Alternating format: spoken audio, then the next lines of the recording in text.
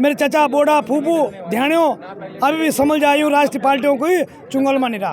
VIP का नाम बार बार आ रहा है, वो कौन वीआईपी है, उस वीआईपी का नाम उजागर हो।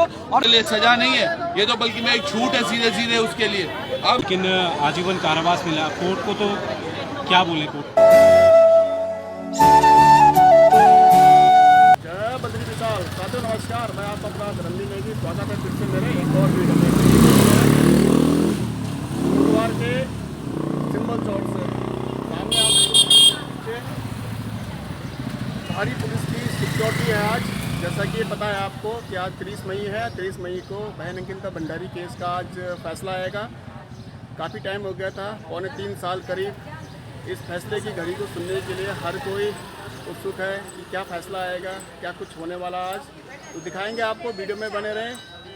जगह जगह पुलिस की सिक्योरिटी है, चारों तरफ रास्ता बंद कर दिया गया है, चाहे वो दुपहिया वाहन हो, चाहे वो 4 वाहन हो, चाहे वो पैदल सवारी हो, तो कोई भी नहीं जा रहा है अंदर। आप देख सकते हैं ये अभी सिंबल चौड़ वाला जो कोर्ट के लिए जाता है, ये वही रास्ता है।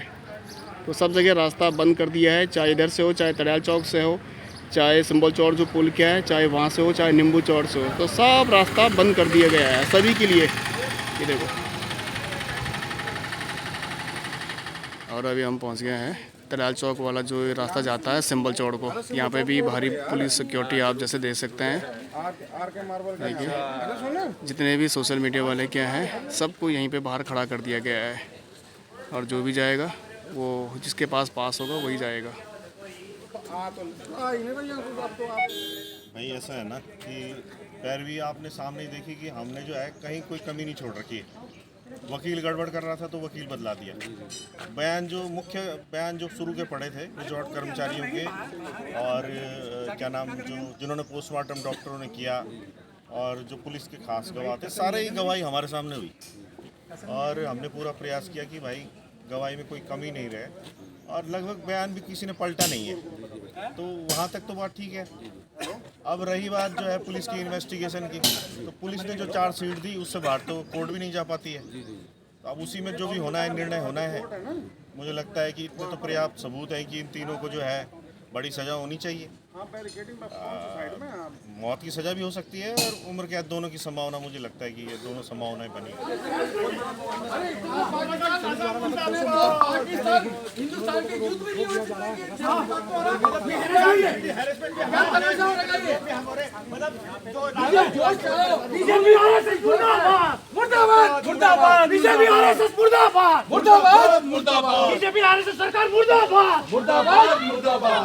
को फांसी दो, फांसी दो, फांसी दो, कुलकीदारों को फांसी दो, फांसी दो, फांसी दो, कुलकीदारों को फांसी दो, फांसी दो, फांसी दो, कुलकीदारों को फांसी दो, फांसी दो, फांसी दो। पुलिस तेरी तानाशाही नहीं चलेगी, नहीं चलेगी। पुलिस तेरी तानाशाही नहीं चलेगी, नहीं चलेगी, नहीं चलेगी। अरे बीजेपी की गुंडागिर्दी नहीं चलेगी, नहीं चलेगी, नहीं चलेगी। कुलकीदार मुर्दाबाद, मुर्दाबाद, मुर्दाबाद। अरे विनोद आर्य मुर्दाबाद, मुर्दाबाद, मुर्दाबाद। पुष्कर धामी मुर्दाबाद, मुर्दाबाद, मुर्दाबाद। पूरे शहर को बंद करना बंद करो, बंद करो, बंद करो। शहर के नागरिकों को परेशान करना बंद करो, बंद करो, बंद करो। अरे कोटद्वार शहर के नागरिकों को परेशान करना बंद करो, बंद करो, बंद करो। देखो ये न्यायपालिका का परिसर है, ठीक है। व्यवस्था करना सरकार प्रशासन का कार्य है, अच्छी बात है, बढ़िया है। मोह बहस को रोकना है, लेकिन ये थोड़ी ना, मैं तो ये देखा कि हिंदुस्तान और पाकिस्तान की लड़ाई में कहीं भी कुछ ऐसा वो नहीं हुआ। इतना पहली बार देख रहे हैं। इतना हवा, एक मामूली केस में इतना हवा बना दिया गया है। सारे लोगों से सिंबल चौड़ के बीच में कितने परिवार है, कितने घर है, कोई कहाँ जाएगा, कैसे जाएगा? आपको सिक्योरिटी का क्रम ना, आप लोगों की अपनी बीमारी, ठीक है। आप भी सरकारी आदमी, हम भी सरकारी आदमी, लेकिन ये तरीका कौन सा? आतंकवादी है, हम लोग आतंकवादी है क्या? है कोई आतंकवादी? हम लोग हमें किसी ने गलत है, ये बिल्कुल गलत है। फांसी दो, फांसी दो, फांसी दो, फांसी दो, फांसी दो, फांसी दो, फांसी दो, फांसी दो, फांसी दो। रहा बर्बाद, हो बर्बाद, हो बर्बाद, रहा बर्बाद, हो बर्बाद, हो बर्बाद, रहा बर्बाद, हो बर्बाद, हो बर्बाद।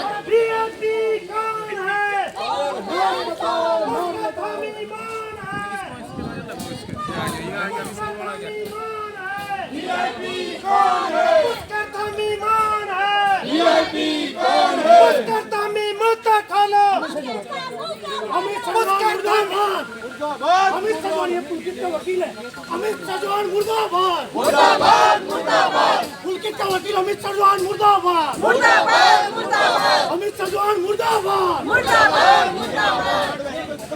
वीडियो को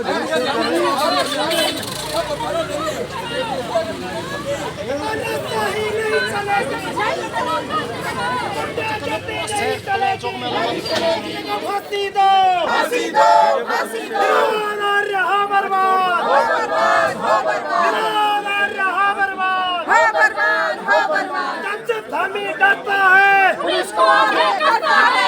जब हमें डरता है, पुलिस को आगे करता है। उत्तराखंड सरकार होश में आओ, होश में आओ, होश में आओ। उत्तराखंड सरकार होश में आओ, होश में आओ, होश में आओ। तुमको आना होगा, तुमको जाना होगा। की बेटी को न्याय दो, न्याय दो, न्याय दो। की बेटी को न्याय दो, न्याय दो, न्याय दो। गीता भंडारी को न्याय दो, न्याय दो, न्याय दो। गीता भंडारी को न्याय दो, न्याय दो, न्याय दो। कितना को फांसी दो, फांसी दो, फांसी दो। धीरे धीरे करके भीड़ बढ़ती जा रही है। आप जैसे देख रहे हैं ये बैरियर है, यहाँ पे इस बैरियर में धीरे करके ये देखिए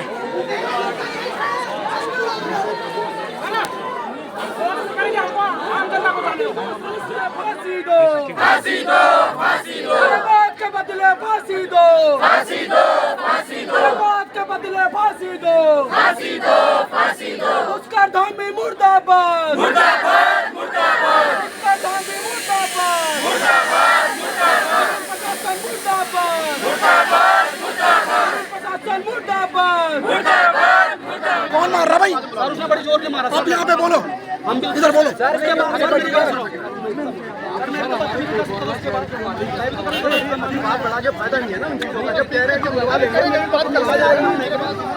आप लोग कितने बड़े लोग यहाँ मौजूद हैं?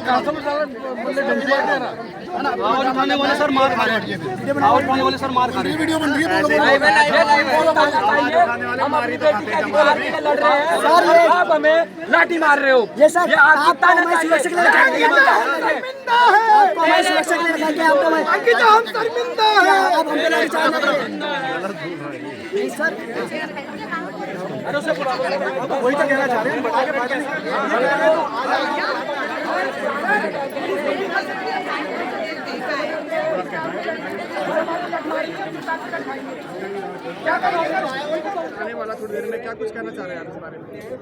मैं सोचता हूँ कि जब जज अंदर चले गए, फैसला अगर हो रखा है तो उसको डिक्लेयर करने में क्या दिक्कत आ रही है?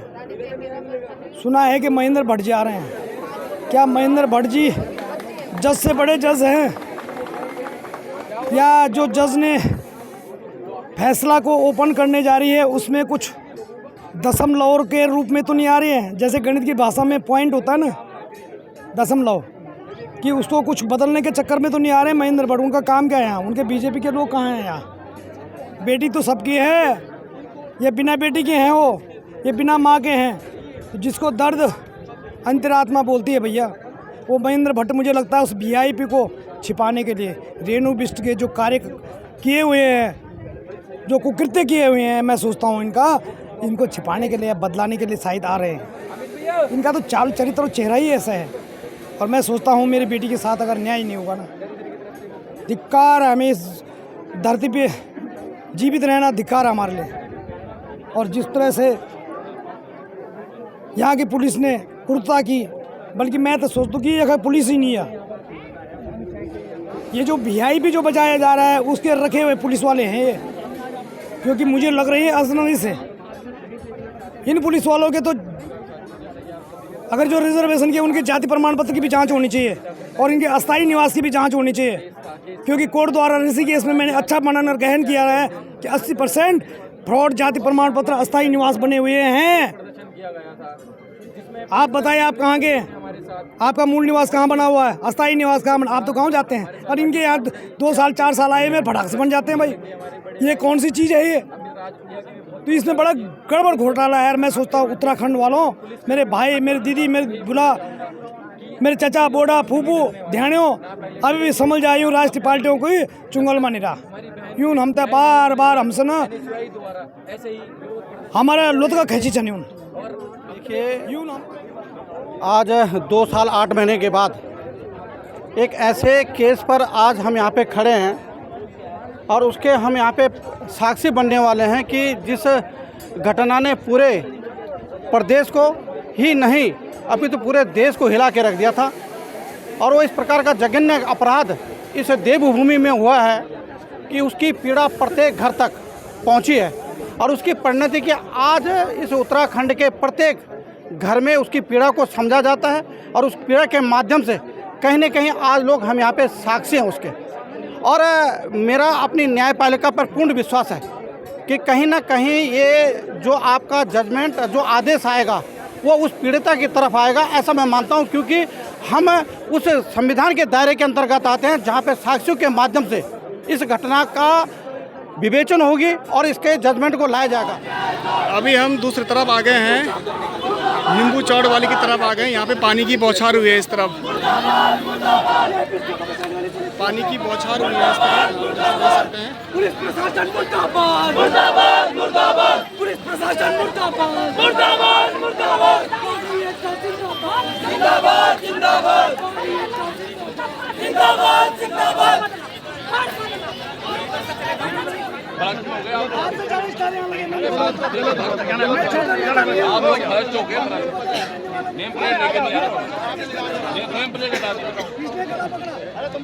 भाई साहब, आते हैं जाते हैं, नौकरी जीवी करते हैं, 60 साल से, लेकिन 60 साल तक कभी किसी का गुलाम बना, कभी किसी का गुलाम बना। अरे कैसी बात करो, मेरे यहाँ पकड़ दिया तुम्हारे दरोगा जी, और जो शब्द कहा मैं तुम्हें प्राइवेट में बताऊंगा। आप मेरे ऋषिकेश में कितना अच्छा काम किया आपने, या मैं चोर होता मैं तुमसे डरता, या आपने अच्छा काम किया मैं आया। लेकिन ये व्यक्ति एनपी सिंह और कुंवर सिंह जी किसी को आदमी है, जानते होंगे एनपी सिंह कुंवर सिंह कौन था?